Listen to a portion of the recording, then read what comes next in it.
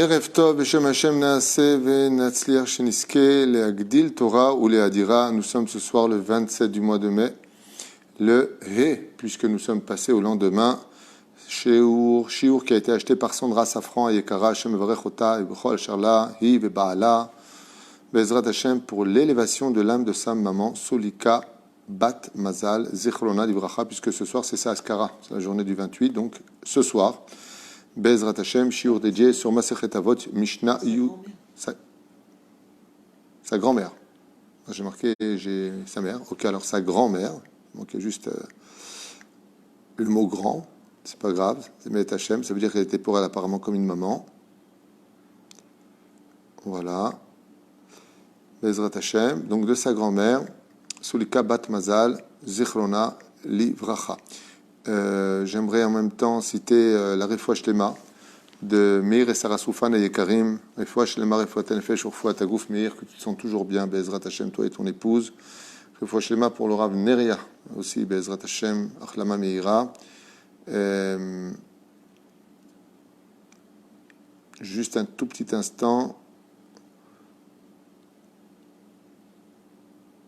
L'élévation de Ludovic Chaim Ben Shira Martin aussi, Be'ezrat Hashem, quoi qu'on a déjà fait le shiur, mais c'est bien de le rappeler puisqu'on est dans sa période, Refoua Shlema.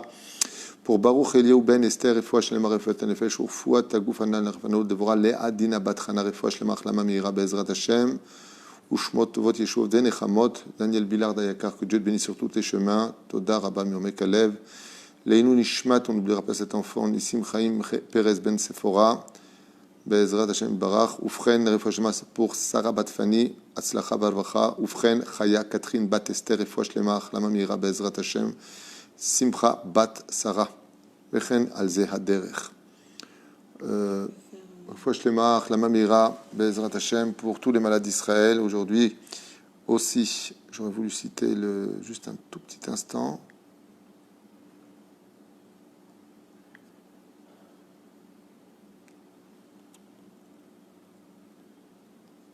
Ishmeod Yakar qui nous a quittés. Oui, le Rav Ochana, exactement. Rav Israël Yitzhak. C'est ça, c'est ce que je cherchais dans mon portable. Alors, le Rav Israël Yitzhak. Ben Miriam. Zecher Tzadik Livracha, qui malheureusement nous a quittés. Ishmeod Meod Yakar, Moser Nefesh Baruch Hashem sur le Chinour. Que maintenant qu'il a rejoint le Créateur du monde, que Bezrat Hashem prie pour nous, dans le monde d'en bas.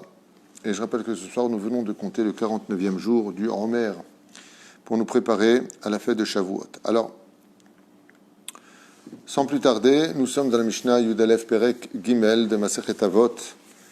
Et ça tombe bien qu'on lise cette Mishnah-là pour plusieurs raisons. D'abord, c'est pour l'élévation d'une âme, donc la Mishnah Otshot Neshama, c'est une bonne chose. Et puis, la deuxième chose, c'est un peu un côté qui vient nous réveiller, car même si on sait que tout Israël a part au monde futur, c'est à la condition où il respectera les lois d'Israël. C'est-à-dire tout Israël, tant que tu te comportes comme un Israélite, eh bien, tu as le monde futur. C'est pour ça qu'il y a marqué « Kol Israël yashlem halek l'olam haba ». Mais si un juif, malheureusement, dévierait du chemin de la Torah, est-ce qu'il aurait halek l'olam haba s'il n'était pas shomer Shabbat, s'il ne mangeait pas kasher, s'il se rasait avec une lame? Est-ce que oui ou non? Manienne. La Torah nous répond qu'il y a des tikkunim pour cela. Mais par contre, il y a des avérotes que la Mishnah ici présente va nous citer au nom de Rabbi Elazar Amodaï. Et ces Mishnayot vont nous mettre en garde et nous dire que si cette personne-là enfreint l'une d'entre elles, elle n'a pas de monde futur. Alors, Chaz v'Shalom, elle pourrait se disqualifier si elle meurt sans teshuva sur ce sujet-là. Alors, sans plus tarder, Bo'unir Ebeyachad, ce que nous enseigne cette merveilleuse Mishnah, qui, Be'ezrat Hashem, doit réveiller en nous de grandes réflexions. Tout Israël à part au monde futur, seulement. Amehalel et Akodashim, celui qui est lo nizar bahem ke'alacha velo ve'u metame otam, ou she'u nene ou mo'el bahem, ou she'u metil bahem mum, ou she'u motzi'am mechutz lemachitzatam. En d'autres termes, toute personne qui viendrait prendre quelque chose de sanctifié pour le Beth Amikdash comme un korban, qui lui ferait un défaut, qui le sortirait de son contexte, nachon, kodesh kodashim chutz laezra, ou de prendre des ustensiles du Beth Amikdash et de les sortir de leur lieu, en d'autres termes, kalim chutz Yerushalayim, de les sortir bechlal même de façon occasionnelle de Jérusalem, Kolze nichnas bichlal lamechalel et hakodashim, donc tout ce qui est sanctifié à Dieu et qu'une personne viendrait profaner cette kedusha, ben kochei hamizbeach, bait echanalza derech, n'a pas de monde futur. Il se sera éliminé du monde futur. Alors c'était la première règle à retenir, de faire extrêmement attention, de laisser la kedusha dans la kedusha et de ne pas la profaner. Deuxième chose, là par contre ça nous concerne un peu plus parce que pour l'instant, même si Dieu veut peut-être demain il y aura le Beth Amikdash, mais aujourd'hui il n'y a pas encore, mais n'oubliez pas, Kol HaMevazeh et HaKodashim. C'est pareil pour celui qui dans la Beth Knesset, qui s'appelle Megdash Muat, viendrait les alzel ou profaner une synagogue de la même façon, En lo chelek l'olam haba. Donc oui, ça nous concerne malgré le fait qu'il n'y ait pas de Beth Amikdash, il y a les Beth Midrashot et les Beth Knessiot. Deuxième chose sur laquelle Rabbi Elazar Amodai, à la Vachalom, nous met en garde. Amevazet amoadot, yemei chol hamoed. Celui qui dénigre, celui qui ne donnera pas le sérieux, le respect escompté aux fêtes juives. De quelle fête on parle? Shabbat, Yom Tov et Chol HaMoed. Et Chol HaMoed. Comme il est marqué noir sur blanc, Yemei Chol HaMoed, Amoadot. Sheoseh ba'em melacha. Comme par exemple d'aller travailler pendant Yom Tov, ou alors Chol HaMoed, en dehors des conditions, parce qu'il y a des conditions sur lesquelles on a déjà expliqué des dizaines de fois dans les shiurim, où on peut travailler pendant Chol HaMoed, mais lui, qu'est-ce qu'il fait? Il n'en tient pas compte du tout. Il ne porte pas d'habit Chol HaMoed, un peu plus classe que d'habitude. Il ne travaille pas dans les horaires prescrits par la halakha, par rapport à Efsed Meroubé. Il a sa façon de faire les choses. Pour lui, Chol HaMoed, c'est des shtuyot, les dogmas, has v'shalom. Eh bien, il va même très loin le Baal Kaati. Ça veut dire qu'il va manger pendant Chol HaMoed, comme si c'était un jour normal de l'année juive. En lo helek laolam haba. Cette personne-là, lo alenu velo alechem, si elle meurt sans faire teshuva, perd son monde futur. Et là, sur le troisième élément, qui est extrêmement grave, à un tel point qu'il faut savoir que selon le Rambam, même les Rishonim, entre autres, même les goïms, les non-juifs sont assujettis à cette loi-là. Amalbin peno chavero barabim, celui qui humilie une personne en public n'a pas de monde futur. Donc il faut faire très attention à cela, même entre non-juifs. Par exemple, un goy ferait ça à un autre goy, lui aussi vivrait quelque chose de très très très problématique. Il enfreindrait une des lois de lo tirtzar, c'est-à-dire tu ne tueras pas. Car la Torah considère que d'humilier une personne en public, c'est exactement la même chose que de l'avoir assassiné, à un tel point que s'il avait un endroit où il pourrait s'enterrer vivant, au lieu qu'on le regarde humilié, il irait volontiers s'enterrer vivant. Alors, pourquoi je vous dis que cette Nekuda, elle est spéciale? Parce que dans la Mishnah ici, Yud Aleph de Masechet Avot, 3e chapitre, on nous dit il n'a pas de monde futur, tandis que dans la Gemara de Baba Metzia, à la page 58, Amoud Bet, là-bas il y a marqué qu'une personne qui humilierait son prochain en public descend au Gehinam pour ne plus jamais remonter. Bien entendu, tout cela, si il est mort sans teshuva, sans demander pardon en public avec les mêmes personnes. Alors comment? Juste une petite halte. Comment on répare cela? On vient de répondre déjà à cette question-là. Il faut réunir le même nombre de personnes qui étaient présentes et demander en public pardon avec le fait d'obtenir de la personne concernée le pardon de ses lèvres et de son cœur. C'est-à-dire qu'il ne suffit pas que la personne dise « je te pardonne » avec ses lèvres, il faut que ça vienne du cœur, toho kevaro. Si vraiment il pardonne avec son cœur, il est matov umanaim. L'avantage qu'on a d'être humilié en public, c'est énorme. C'est énorme. À un tel point que si on en était réellement conscient, on chercherait cette humiliation comme on attend le Mashiach. Pourquoi? Parce qu'au sage de nous dire que celui qui se fait humilier en public et qui a le bonheur de contrôler ses pulsions et d'accepter cette humiliation alors qu'il aurait de quoi répondre, il ne répond pas. Ça veut dire que maintenant, lui ne va pas répondre, d'accord? Et il pourrait répondre, il pourrait même l'humilier lui-même, mais il dit rien. Mais en plus de ça, écoutez bien la suite. Alors, non seulement il ne répond pas, mais en plus de ça, il prend cette épreuve avec amour et pas de gêne du tout dans son cœur, et il lui en veut pas du tout à celui qui l'humilie. 2 salaires. Le premier, c'est que plus aucun ange accusateur ne peut l'accuser de toutes les fautes qu'il a fait du passé. Je ne sais pas si vous entendez. Étant donné qu'il n'a pas répondu alors qu'il aurait pu répondre, ce silence est un tellement grand mérite dans le ciel que Dieu fait taire immédiatement tous les anges accusateurs depuis sa naissance. Premier salaire, deuxième salaire.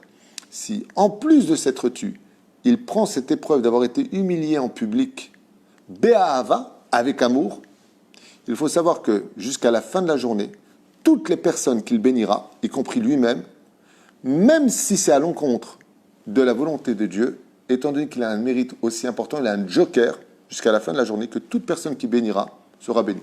C'est-à-dire que si une maman a été humiliée en public, mais vraiment humiliée, qu'elle ne répond pas alors qu'elle pourrait répondre, et que dans son cœur, elle lui en veut pas du tout, elle regarde le ciel en disant Hachem, Animekabel Be'ava, elle peut bénir sa fille, elle se mariera, elle veut qu'elle ait 10 enfants, elle aura 10 enfants, elle veut une parnassa, elle aura la parnassa.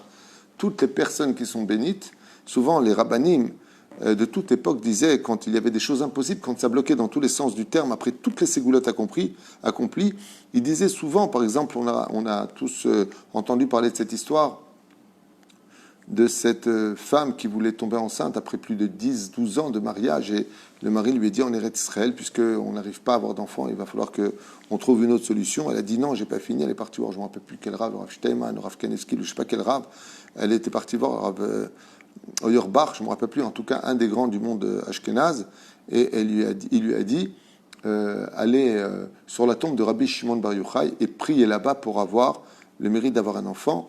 Et brièvement, comme ça pour finir cette histoire, elle est montée dans le bus pour l'emmener, et il y a eu une grosse dispute qui a éclaté très brièvement.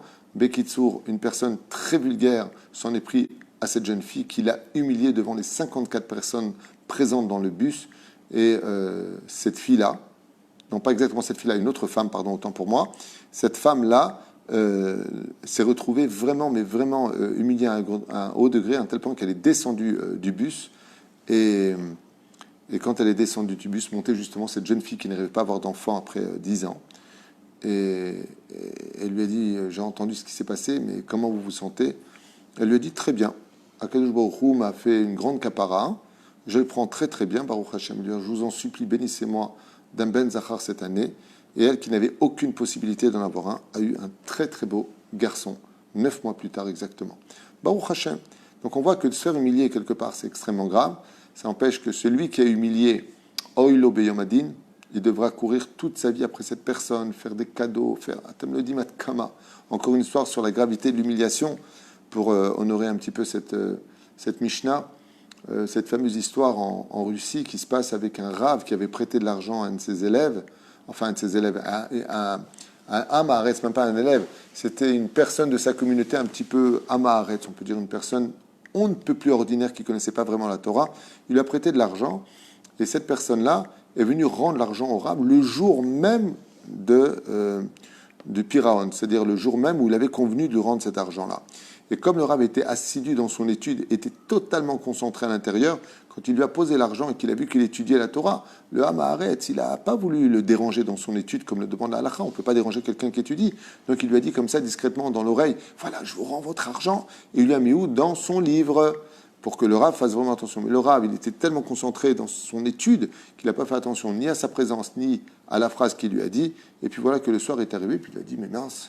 Ayant fermé son livre et mis dans la sépria, il a dit, mais c'est quand même incroyable. Comment c'est possible? La nuit est arrivée, cet homme-là ne m'a pas rendu l'argent, c'est du gazelle. Et il vient le voir et lui dit, voilà, tu ne m'as pas donné l'argent. Il dit, si, bien sûr. Il a perdu un peu son souffle, le Rav vient lui dire comme ça, tu ne m'as pas rendu l'argent. Il lui a dit, si, je vous ai rendu l'argent, mais vous étiez concentré, ne me raconte pas d'histoire. La nuit est arrivée, c'est du gazelle, c'est extrêmement grave ce que tu as fait. Tu vois, j'aurais dû demander des garanties, je t'ai fait confiance. Et malheureusement, les gens avaient commencé à rentrer à la Beth Knesset, et le Rav s'est mis en colère, il a commencé à expliquer la gravité de s'emprunter, de ne pas rembourser en temps et en heure, que les gens essaient de venir se plaindre pour s'emprunter, mais ils ne savent pas rendre, et un truc de fou. Seulement, voilà, le problème, c'est qu'il a humilié cette personne en public. Le Rav, quand il est rentré chez lui, la nuit, il est quand même parti voir dans sa Gemara, et effectivement, il trouve exactement comme lui avait dit cette personne de la communauté qui lui avait mis là-bas.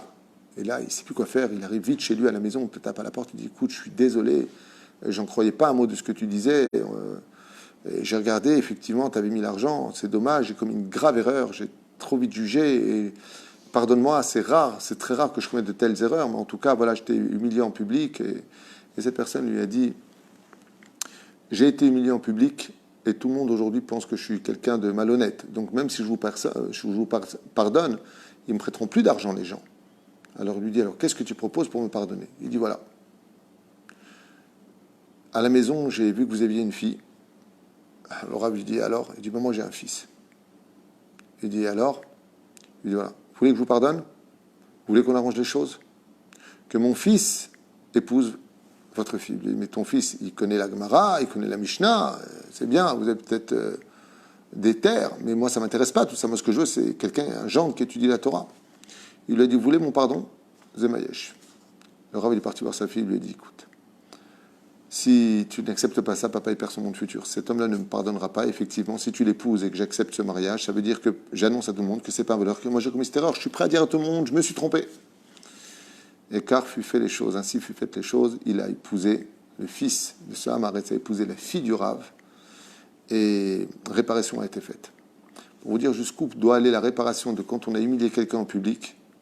On a vu qu'un Rav, dans l'histoire, il a dû marier sa fille avec le fils de ce monsieur parce que il fallait rendre justice et montrer que ce n'était pas un voleur. Pour vous réveiller un petit peu à la gravité quand on parle à quelqu'un, de ne pas s'énerver, de le prendre de côté et surtout pas en public. Même si il y a des fois où le Rav a l'obligation d'humilier en public. Il y a des fois où Bémet, si une personne est de mauvaise réputation, qui vient à la synagogue, qui met le balagan, dans ce cas-là, le Rav, qui connaît la halakha, le droit et le devoir de l'humilier. Un voleur qui vient voler les tzedakot, c'est une mitzvah de presque en arriver à lever la main sur lui dans la synagogue. S'il vole les dougmas à certaines choses de la synagogue, c'est une mitzvah de le mettre en garde, et si vraiment il récidiviste, comment on dit? Il est récidiviste. Il est des récidivistes. Oui, ok, récidiviste. Donc, il récidive, c'est le mot que je voulais dire. Voilà, j'ai trouvé. Eh bien, dans ce cas-là, il y a même une mitzvah, al pi halacha. Si le Rav demande de se taire une fois, deux fois, trois fois, quatre fois à la personne et que cette personne ne tient pas compte, il voit que le Rav lui demande de se taire, il continue à parler. Dans ce cas-là, le Rav a même l'obligation de l'humilier en public. Il sera récompensé pour cela, ils n'ont pas puni pour cela. Donc, il y a certains cas, mais pour ça, il faut être très baki en halacha. Donc, Amalbin, Peno, Chavero Barabim, donc celui qui fait blanchir le visage, ou rougir plus exactement, le visage de son prochain en public, Amaliv et Chavero Bifne Arabim, chez Goremlo, chez Panam, Yahviru, donc son visage devient blanc, ok, Azil, Sumka, Veate, Chiora. Donc, ça, on l'a déjà expliqué. Noachlo Shiapil Etzmo, le Torkif Shanaesh. Et la deuxième chose qu'on apprend de la gravité ici, nous dit le Balakati, c'est de Tamar. Tamar, qui a été faussement accusée de s'être prostituée et d'être tombée enceinte alors qu'elle était promise à Shelah, fils de Yehuda. Qu'est-ce qu'elle a dit? Quand Yehuda a dit, puisque tu t'es prostituée, jetez-la dans le feu, elle a dit que celui qui m'a mis enceinte reconnaît ces trois éléments-là. Il y avait beaucoup de monde dans la salle. Et pourquoi elle a fait ça? Elle aurait dû dire, attends, toi, tu es en train de me juger, de me jeter dans le feu, Yehuda? Hein, Rabbi Yehuda Yakar, fils de Yaakov? Je te rappelle que je suis enceinte de toi. Mais elle aurait humilié en public. De là, la Gemara nous dit, il est préférable de se jeter dans la fournaise ardente vivant que d'humilier une personne en public. Parce que Mimélé, s'il le fait, il sera jeté dans une fournaise ardente pour ne jamais plus en sortir. Comme dit la Gemara dans Bava Metzia. Amefer Berito shel Avram Avinu, celui, on en a parlé donc hier et avant-hier, celui qui renverse la bride d'Avram Avinu, chez l'Omal et Beno, par exemple, qui n'a pas de monde futur, celui qui a des enfants et qui ne va pas les circoncire, comme Herzl ne l'avait pas fait d'ailleurs pour ses propres enfants, de ce que j'avais étudié. Oh, chez l'Omal et Tatzmo, chez l'Onimol, Beyalduto, ou alors qui apprend maintenant qu'il était juif et il ne fait pas la bride Mila sur lui. Oh, chez Machar Olachto, le Chassot Arola, Kede Shelo Ye'e, Nikar, Sheu Maoul, ou comme quelqu'un qui ramènerait la peau qui a été coupée sur la hatara, c'est-à-dire sur le champignon de la Brit Mila, pour ne pas qu'on voit qu'il est circoncis. Il jouera ce genre de choses. Enlo, Helek, Laolam Baba. Amegale Panim Batora Shelo Ka'alacha, Milshon Shivim Panim la Torah, celui qui changerait les lois de la halacha, comme les réformistes, les libéraux, quitte à vous en déplaire, c'est ce qui est marqué dans la Mishnah, bien avant que vous existiez. Amegale Panim, celui qui fait découvrir une facette de la Torah qui ne correspond pas à la halacha, est une personne qui n'a pas de monde futur. En d'autres termes, un réformiste ou un libéral, El laem helek l'olam haba selon le Rambam et la halacha. Klomar mefaresh et Torah shelo ka'halacha, il explique la Torah non comme la halacha, kegon shemar'e et atzmo keilu hu yoda, besitre Torah, mais pas que ça. Il y a aussi celui qui fait croire aux autres, qui connaît la Torah, qui connaît les secrets de la Torah. Vous, Omer, à la nigle, chez Eno, et là, machal, et donc il viendrait dire, mais non, tout ce que veut dire la Torah, ce sont que des allusions, alors qu'il y a aussi le pshat, velo aita kavanat Hashem elav klal, et que Dieu n'a pas du tout voulu dire ça.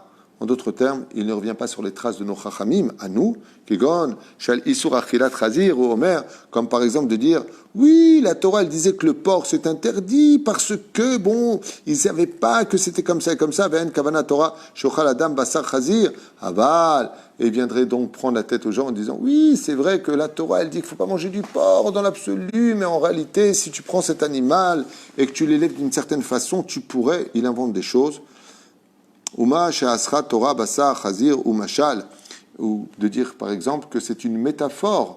Celui qui a dit ça d'ailleurs c'était Jésus, qui avait dit que de manger du porc c'était juste une métaphore, qu'on pouvait tout à fait le manger. Mais en réalité pourquoi il a fait ça lui? Parce que comme il disait qu'il était le Messie, et quand viendra le Mashiach, on pourra manger du porc. Donc lui qui était juif et élève de Rabbi Yoshua ben Parachia, pourquoi il avait permis maintenant, en d'autres termes, en conseillant de dire que oui, maintenant on peut manger du porc, parce que si comme on sait que quand viendra le Mashiach, le porc deviendra kasher, c'est un animal qui fera teshuva, c'est pour ça qu'il s'appelle chazir, qui veut dire celui qui revient, chazir, choser, bitchouva, choser, chazir. Donc lui, il avait permis ça. Mais qu'est-ce qu'il avait dit aussi? Il a dit non, le Shabbat, c'est une allusion, on peut le repousser au dimanche, et ainsi de suite. Donc il a déformé la Torah, enlo, helek, lo lamaba, shelo iyum, idotav, sheladam, igunot, muluchlachot. Vizu shoresh, meshorshe, akfira, mipne, donc tout celui qui est kofer batora, celui qui par exemple dit non, la Torah elle est vraie, mais la Gemara elle n'est pas vraie. Ou le Shulchan Aruch c'est pas vrai. Ou ce que disent les Rabbanim, ça c'est les Rabbanim qui le disent. Ou tout celui qui parle du mal des Rabbanim. Toutes ces choses-là, klulim be'enlo helek l'olamaba. C'est extrêmement grave. Si tu as un problème avec un Rav, tu changes de Rav. Aval al tedaber alav. Et il y a pire encore. Il y a ceux qui réforment la Torah et qui se permettent de faire des cours en disant aujourd'hui il n'y a plus besoin des Rabbanim, arrêtez d'être des moutons. Des gens qui contredisent tous les Gdoléador, alors qu'en Torah, ils n'arrivent même pas à la poussière de leurs chaussures, dans la connaissance de la Torah, dans les Piska Halacha. Et comme l'enseignent les Chachamim, tous ces gens-là sont des gens en général qui se prennent malheureusement pour le Mashiach, qui sont persuadés que le monde dépend d'eux et que c'est eux qui sont venus sauver le monde. Malheureusement, tous les Mishéchistes, ou plutôt tous les gens atteints de la maladie du syndrome de Jérusalem, ont toujours eu pour fonction de déformer la Torah telle qu'il est marqué ici. Ce qui fait que malheureusement, si une personne est atteinte de ce syndrome terrible de se prendre pour le Messie alors qu'il ne l'est pas du tout, et ben mâche qu'il ne l'est pas. Les gens auront honte quand le vrai Mashiach va se dévoiler d'avoir pensé qu'il pourrait être eux le Mashiach, ça me fait rire. Mais c'est malheureux. C'est malheureux parce que c'est une vraie maladie psychologique. C'est une vraie anomalie. Mamash. Il faut prier pour eux parce que c'est des pauvres types quelque part. Ils ont besoin d'exister à travers l'imagination de ceci et cela, et bien automatiquement disent du mal des rabbanim. C'est normal, parce que les rabbanim, ils ont la tête sur les épaules, ils disent n'importe quoi, donc automatiquement, éloignez-vous de ceux qui peuvent vous dévoiler la vérité comme l'a fait Jésus. Deuxièmement, que c'est passé avec, donc, à l'époque de Ponce Pilate avec le Sanhédrin, donc ils vont éloigner automatiquement, plaire, étant donné qu'ils ne vont pas réussir à amener dans leur cercle de sectes nouvelles, les juifs, ils vont aller essayer de trouver grâce aux yeux des chrétiens, ou des non-juifs, pour essayer de les amener vers eux, et puis surtout casser du sucre sur le monde de la Torah, des religieux, du judaïsme, pour inventer une nouvelle religion, une nouvelle secte, avec leurs adhérents, comme à l'époque avec les apôtres. Voilà un petit peu plus ou moins ce genre de choses.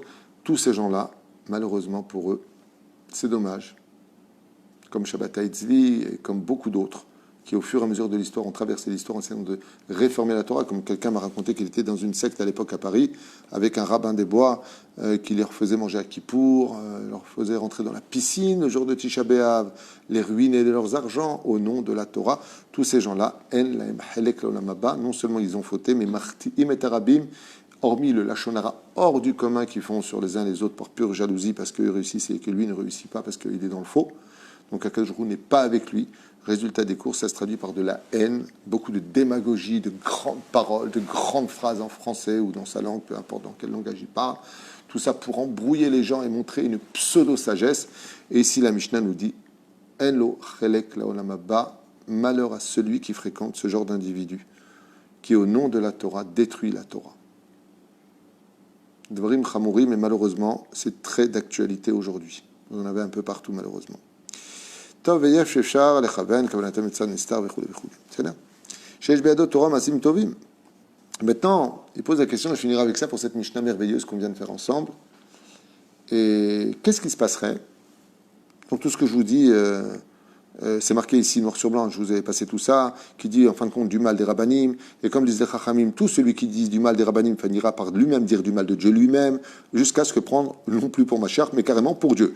Donc c'est vraiment un processus qu'on a déjà vécu il y a 2000 ans en arrière et qui se répète d'année en année avec chaque génération. Et la question, ce serait très intéressant. Imaginez que la personne soit une des personnes qui a humilié en public son prochain, qui ne respecte pas les fêtes comme il devrait le faire, et ainsi de suite. Mais il a de la Torah et des bonnes actions à son insu. C'est un homme qui étudie malgré tout la Torah, il aide les autres, il est bon. Ok? Alors voici la fin de la Mishnah, et je finirai avec ça. Afal pishesh be'adot Torah u'masim tovim.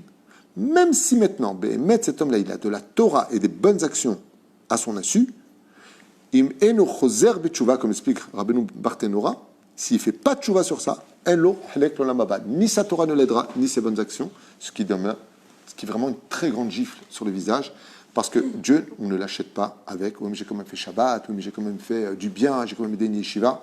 On lui dit Slicha. C'est le matzik. Alors, où est-ce qu'il faut faire très attention dans tout ce qu'on a dit? Zera levatala, le faire birito shel Avram Avinu, tu ramènes la peau derrière, devant. Très grave. Un ochelek lo mabas s'il ne fait pas de tchouva. Bien entendu, je répète, tout ce qu'on a dit ici, c'est dans le cadre où la personne n'a pas fait teshuva. D'accord? Alors, il est fort probable que je me fasse très critiquer pour cette Mishnah-là, parce qu'elle est dure quand même. Et en plus de ça, bon, c'est vrai que j'ai été direct avec tous ces patrons de toutes ces sectes, tous ces leaders, ou plutôt gourous, on peut appeler ça comme ça facilement. Donc, je ne m'étonnerai pas de vos critiques. Moi, je vous enseigne une Torah de vérité et je vous mets en garde parce que ça ne changera rien à la réalité. Hein, bien entendu, tout cela. Donc, Mevazet Amoadot, Malbim Penochavero Barabim, celui qui a fait Bereto Shel Avram Avinu, Amegali Panim Patora Shel Oka Halacha, celui qui donne de fausses facettes au nom de la Torah, qui explique dans sa façon libre pour mener les gens à le suivre et non pas comme les Chachamim le demandent. Donc, en général, ils n'ont jamais de référence, ils parlent en leur nom à eux puisqu'ils sont la science infuse. Et si cette personne meurt sans faire une totale teshuva, en général, le problème des gourous, c'est que s'ils avaient fauté vis-à-vis d'eux-mêmes, alors entre lui et Dieu, il fait teshuva. Mais s'il a créé une nouvelle secte, tant que sa secte ne meurt pas, définitivement disparaisse de l'histoire, lui souffrira de l'autre côté toutes les fautes qui seront faites à cause de lui. C'est-à-dire que non seulement il est choté ou marti et arabim, non seulement il crée de la haine, comme tous ces démagogues qui disent constamment du mal des rabbanim et qui font tellement plaisir à tous ceux qui sont déjà anti-religieux. Donc voilà, un bon rab. Ils vont recevoir le petit sucre, la petite caresse du Labrador, ils vont être contents en battant de la queue comme ça. J'ai trouvé 3-4 clients qui me suivent. Eh bien, chas shalom, le problème, c'est que c'est beaucoup plus grave que ça. C'est que ces gens qui ont accepté ce lachon, ce mot Shemra sur le monde du judaïsme, le monde de la Torah, le monde des rabbanim, eh bien, va se retrouver dans une situation terrible, laquelle c'est qu'il va payer non seulement ses fautes, mais même s'il fait tchouva, ça ne suffira pas. Parce qu'il va falloir qu'il fasse un démenti. Il va falloir qu'il revienne sur les mêmes réseaux sociaux et qu'il fasse une grande teshuva en disant Rabotai, Khatati, j'ai menti, tout ce que j'ai dit, je le regrette de toute mon âme, de tout mon cœur. J'étais malade psychologiquement, il va falloir qu'il s'humilie lui-même un petit peu en public. Et mieux vaut pour lui mourir en public, mort d'humiliation, mourir d'humiliation en public, hein, que de partir de ce monde en ayant trompé les gens, parce que cette échouva sera terrible. Par exemple, tous ceux qui l'ont fait, je vous donne juste un tout petit exemple du Talmud, qui dit que tous ces gourous qui ont mené les gens à tomber dans le piège de leur pédagogie sont emmenés pas dans un guéhinam de feu, excusez-moi pour le respect que je vous dois, ils sont de façon peut-être imagée ou réelle, je ne vais pas vous dire vous verrez parce que je ne vous le souhaite pas, mais dans une cuve d'excréments spirituels dont l'odeur est insupportable pour n'importe quel neshama, bouillante, c'est marqué en ébullition. Et chaque fois qu'on prononce leur nom, qu'on donne leur enseignement, on plonge la tête à l'intérieur dans le monde du Gehinam de ces gens-là. La douleur est indescriptible. Donc pourquoi? Parce que justement, Amlo al-Khou Bedalche Hashem, d'où l'importance, oui, d'avoir un rave, oui, de donner les références à ce que l'on dit, comme moi j'ai les références en face de chez moi, et Bezrat Hashem d'être extrêmement humble pour pouvoir contrôler ses pulsions et de bien réfléchir si on avait le droit d'humilier l'autre. Alors sur l'humiliation, je voudrais juste finir avec une petite phrase, en vous embrassant très fort, vous souhaitant tous les bonheurs du monde, Ezrat Hashem, parce que cette Midashna, elle était un peu dure quand même. On fait très attention de ne pas humilier les gens en public, les amis, dans les salles. Mais par contre, on se lâche très facilement avec nos enfants, quand il y a des invités à la maison. Et on se permet de les humilier. Nos épouses, on se permet de les humilier. Ou les épouses se permettent d'humilier leur mari en public. Tout ce qu'on vient de dire ici, c'est à plus forte raison. C'est-à-dire que si tu fais attention aux étrangers ou aux amis ou aux connaissances de ne pas les humilier, c'est calvachomer, à plus forte raison quand il s'agit de tes proches. Une fois, alors Aline Velo Alechem, j'étais dans une maison et donc il y avait un petit peu de monde comme ça et on attendait pour une Brit Mila quelque chose et puis il y a un enfant qui sort de la chambre et il n'est pas bien sorti, il n'est pas sorti bien habillé, on va dire ça comme ça, et le père l'a humilié fortement en public. Je l'ai attrapé par le bras et je lui ai dit « Qui t'a donné la permission d'humilier ton fils ?» Il me dit « Je ne l'humilie pas, je l'éduque. » Je lui dis « Si tu veux l'éduquer, tu le prends de côté, tu lui parles en disant « Viens chérie avec moi, il faut te rhabiller, c'est pas joli. » Mais qui t'a donné, regarde, tout le monde l'a regardé, ton fils est parti, rouge. Il est parti dans la chambre, mais tu as raison, il était en larmes. Je lui dis, il va falloir que maintenant en public, tu lui demandes pardon. Il me dit quoi? Je demandais moi pardon à mon fils. Je lui ai dit, tu préfères être dans un pétrin brûlant, si tu préfères ce genre de choses, je te conseille de lui demander pardon en public. Non seulement ça servira d'exemple qu'on apprend des grands comment il faut se conduire, mais personne ne te donne l'autorisation d'humilier ton fils en public. Et à plus forte raison, ta propre famille. Les parents, il n'y a même pas besoin d'en parler. Et les beaux-parents? Les beaux-parents, à plus forte raison. C'est un étranger, pas les beaux-parents. Tu as le droit de ne pas t'entendre avec les gens, mais ça ne te donne pas le droit de leur faire du mal ou de les humilier, comme vous le savez. Voilà, qu'on n'entende que de très très bonnes choses.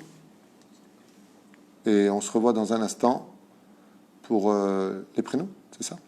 La femme a dit, je comptais m'arrêter là pour ce soir, je suis un peu fatigué, mais ma femme a dit les prénoms. Ce qu'elle dit, je fais. Bezrat Hashem, à tout de suite. D'ailleurs.